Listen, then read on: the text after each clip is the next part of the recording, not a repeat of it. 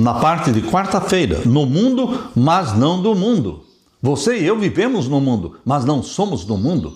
Os padrões do mundo, o comportamento do mundo, o estilo de vida do mundo não é o nosso. Nós estamos com a cabeça no céu. Estamos com os pés na terra. Vivemos no mundo, mas somos do céu. E Jesus Cristo é o nosso exemplo.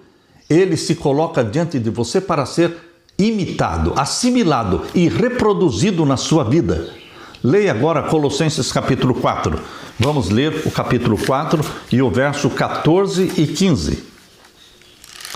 Aqui diz: Lucas, o médico amado, e também Demas mandam saudações.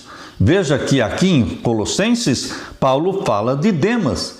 Ele ainda não tinha apostatado. Mas, quando você lê a carta de 2 Timóteo, capítulo 4, verso 10 e 11, você percebe a apostasia de Demas. É possível você servir a Jesus Cristo hoje e amanhã e depois se afastar de Jesus Cristo e apostatar? Sim, é possível. Judas andou com Jesus Cristo, era discípulo de Jesus Cristo, pregava o evangelho e expulsava demônios.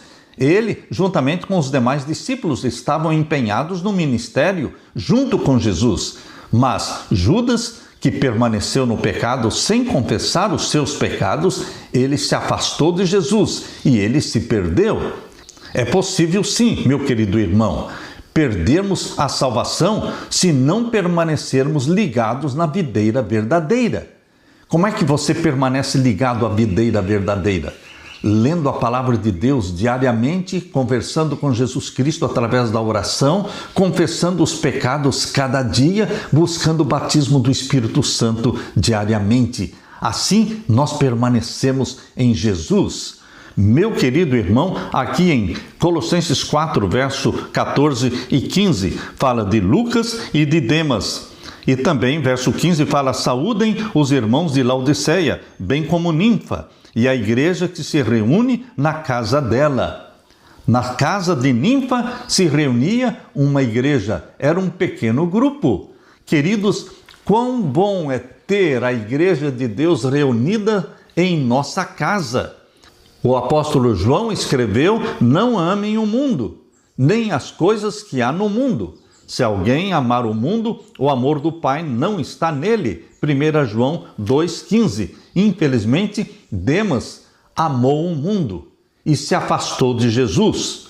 O amor de Lucas por Jesus e por seu reino fez com que ele permanecesse fiel ao lado de Paulo até o fim, sem se importar com as circunstâncias, enquanto que Demas amou mais este mundo do que o porvir. Abra sua Bíblia na segunda carta de Timóteo, vamos ler então o capítulo 4 e o verso 10 e 11. Aqui fala: porque Demas, tendo amado o presente século, me abandonou e se foi para Tessalônica. Demas se afastou da obra missionária. Meu querido irmão, que orientações são dadas para aqueles que esperam a segunda vinda de Jesus, para que você permaneça salvo em Jesus Cristo até a volta de Jesus? Quais são as orientações? Abra sua Bíblia agora em Marcos, vamos ler Marcos capítulo 13. Marcos 13, os versos 32 a 37. Mas a respeito daquele dia ou hora, ninguém sabe, nem os anjos no céu, nem o Filho, senão o Pai. Não sabemos o dia e a hora da volta de Jesus, mas é-nos dado a conhecer o tempo da volta de Jesus. Pelos sinais proféticos anunciados por Jesus, nós podemos saber se está distante ou se está próxima a volta de Jesus. Estejam, portanto, de sobreaviso e vigiem, porque vocês não sabem quando será o tempo. Vigiar e orar. Viver em fidelidade a Jesus Cristo, como se Jesus viesse hoje. Estar preparado para viver ou para morrer, porque nós poderemos morrer a qualquer momento. E nós temos que estar salvos em Jesus Cristo. Vivendo ou morrendo, nós estamos firmes em Jesus Cristo, permanecendo em Jesus Cristo, vigiando e orando. Abra também a sua Bíblia em Tito, capítulo 2. Tito, capítulo 2, vamos ver então os versos 11 a 14. Aqui diz, porque a graça de Deus se manifestou trazendo salvação a todos. Aleluia!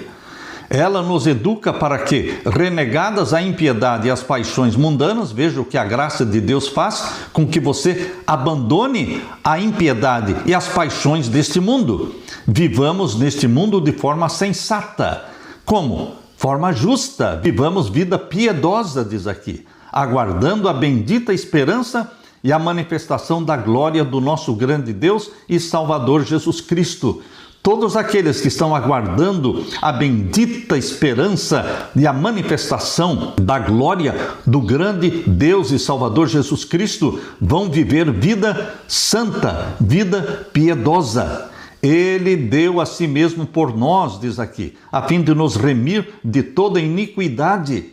Jesus morreu por você, não para que você fosse somente salvo, mas para nos remir, nos tirar da iniquidade, remir-nos de toda iniquidade e purificar para si. Deus quer purificar, não somente perdoar, mas purificar para si mesmo um povo exclusivamente seu, dedicado à prática de boas obras. Dedicado à prática de boas obras, meu querido irmão, nossa vida deve ser recheada, enfeitada de boas obras, obras de obediência, obras de caridade, de misericórdia.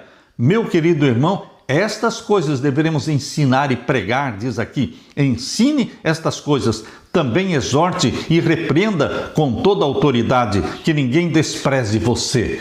Faça a obra de um evangelista. E lemos também em segunda carta de Pedro, capítulo 3, e o verso 10 a 14. Aqui diz, porém, o dia do Senhor virá como um ladrão. Naquele dia os céus passarão com grande estrondo e os elementos se desfarão pelo fogo. Também a terra e as obras que nela existem desaparecerão. A volta de Jesus é comparada à vinda de um ladrão. Só que você que ama Jesus Cristo e vive em comunhão com Jesus Cristo, você não vai ser pego de surpresa. O Espírito Santo vai indicar para você o momento certo da volta de Jesus.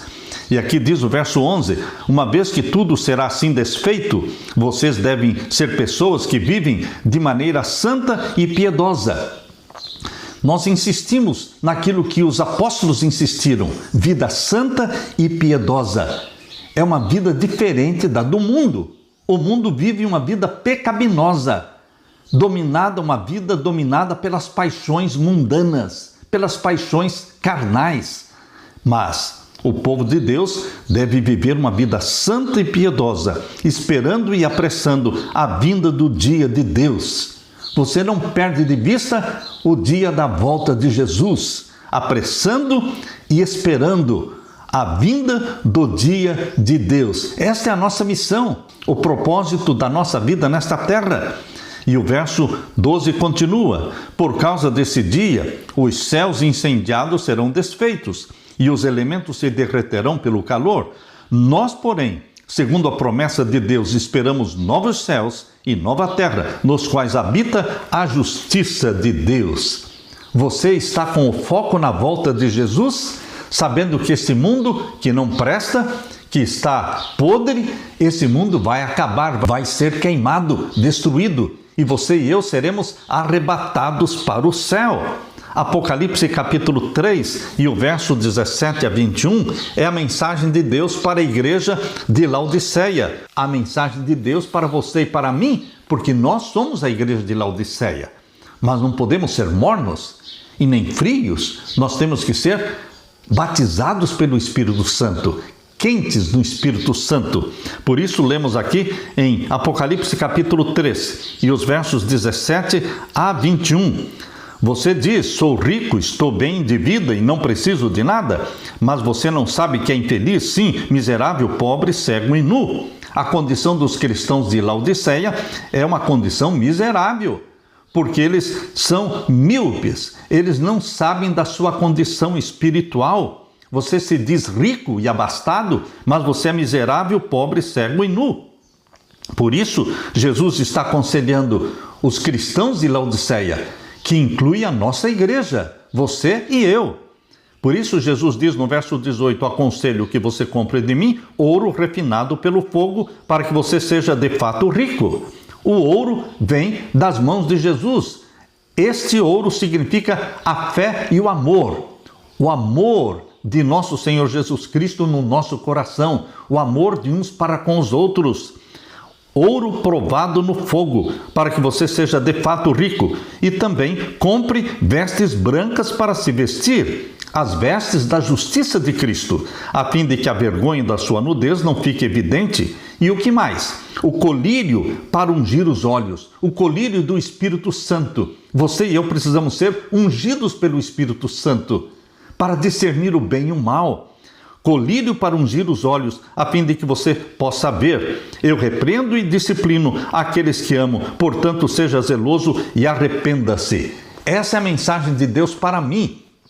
Para você, Deus deseja vida santa e piedosa. Jesus e os apóstolos nos alertam repetidamente: vigiem e orem, estejam atentos e sempre preparados para a vinda de Jesus, para que não sejamos pegos de surpresa. Infelizmente, assim como os discípulos que não deram ouvidos à ordem de Jesus, que era vigiar e orar, muitos não farão também hoje os preparativos necessários. Tudo se resume a quem ou o que tem o nosso coração, pois não podemos servir a dois senhores. Na mensagem à igreja de Laodiceia, Jesus orienta que devemos primeiro nos arrepender dos nossos pecados. Em seguida, precisamos abrir o coração para o Senhor e permitir que Ele assuma o controle da nossa vida.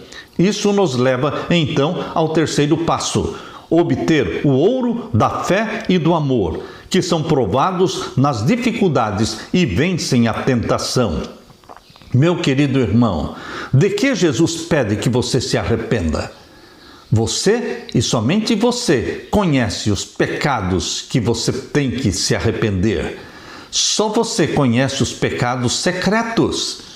Jesus está pedindo para que você se arrependa e confesse e rompa com esses pecados, sendo perdoado e purificado pelo sangue de Jesus, e então você receberá o Espírito Santo, que produzirá uma nova vida em você e dará para você a mente santa e obediente de Jesus.